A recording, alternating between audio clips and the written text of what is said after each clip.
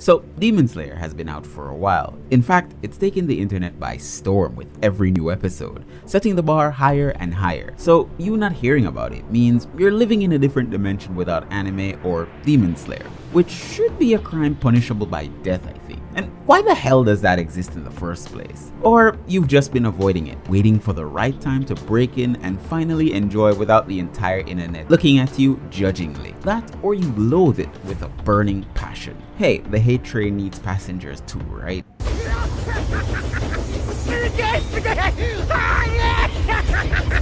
Love it or hate it, there's no denying that Demon Slayer has most of the world in a very tight crotch grip, and it doesn't seem to want to let go. So, as you watch the face of the world swell with blood, the major question you seek to answer is pondered upon. Is Demon Slayer worth your time? Or why should you take time out of your busy schedule to watch this convoluted sack of demon excrement?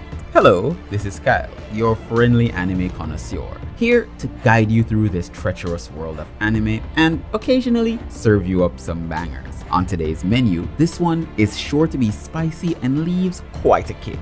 Demons and Demon Slayer. Why should you try this cacophony of spice? Well, firstly, there's our MC Tanjiro. By himself, he's just a normal, everyday protag with an overly sensitive nose that makes no sense to the laws of nature, and an empathy bag so big it could burst at the very sight of an unapologetic man-eating monster who has mommy issues. He doesn't add much to the pot, but when combined with his sister Nezuko, who's now a busty demon that grunts, careful boys, she's only 15, along with her, we have one of the most electrifyingly annoying characters in the known anime sphere, Zenitsu, and his soon-to-be best friend, Peppa Pig. When we mix all these beautiful ingredients together, along with the very colorful Hashira leaders of Demon Slayer, we get a meal that any king would murder his entire family over, and still have a smile on his face, but be careful, that boar tends to fight back. Each character has a set personality to either make you uncomfortable, noble, creeped out, or want to bust out your best moonwalking moves and best Michael Jackson impersonation. Enter Muzan Kibutsuji, the first and most powerful demon of all, whom we think is a reincarnation of the actual king of pop himself. I mean, the resemblance is uncanny. His mission is to, well, be the king, the most perfect being. Only one problem. He can't walk in the sunlight. So he formed a perfect band of misfits called the Demon Moons to do what he can, and in turning some of the most powerful men and women into demons to further encompass the human race. But more than that, he's just looking for a cure for his rare skin ailment, and it seems consuming hundreds of thousands of humans couldn't really do that. But what is a perfect being to do? He's also not as nice as the real king of pop, in that if you disappoint him, you find your head rolling, or brutally smashed into oblivion, or he's eaten some of his subjects from time to time.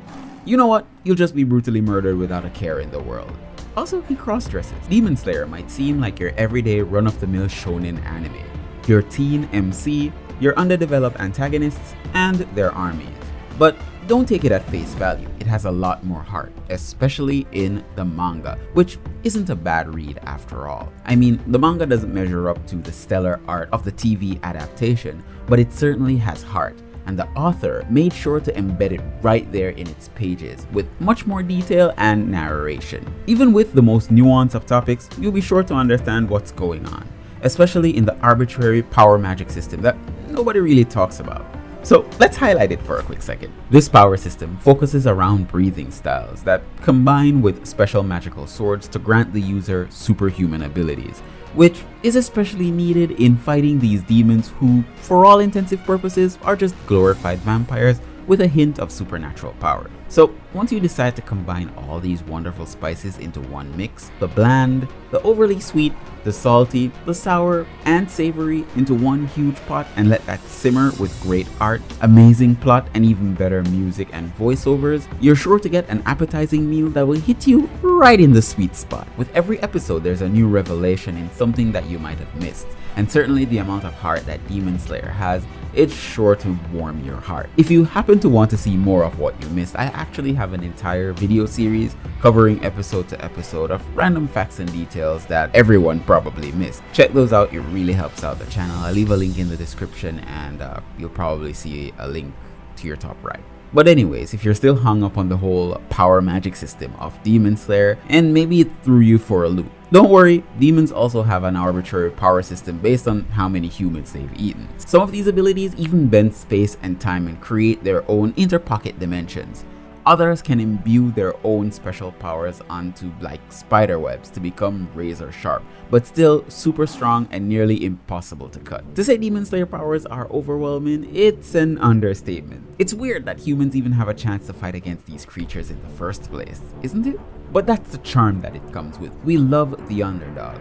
We love training arcs, we love training montages. We love to see our characters overcome some of the most horrible against all odds fights against demons who aren't afraid to just kill your favorite character. Don't get me wrong, Demon Slayer by no means is a perfect story. It can use some polishing. It does have some glaring potholes nearly everywhere you go, but if you're like me, you can appreciate the story for the good and the bad. In short, Demon Slayer is worth your time, and moreover, worth your heart. Even if you're not into the hype like me, for instance, I just tend to watch anime after the hype has ended, you can read the manga. It's not the worst thing on the planet. In fact, it's quite good. What the anime lacks, you can definitely find in the pages of the manga. The artist is just trying to bring joy to the world, and half-drawn panels that are amazingly funny if you get Japanese humor, or humor at all. Take a watch and let me know what you think in the comments below. Am I a load of crop, or did you truly enjoy the umami?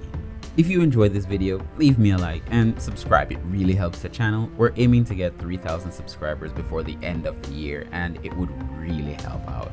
Also, I'll leave a hint of Muzan's blood in the comments below for all who subscribes. Do with it what you wish.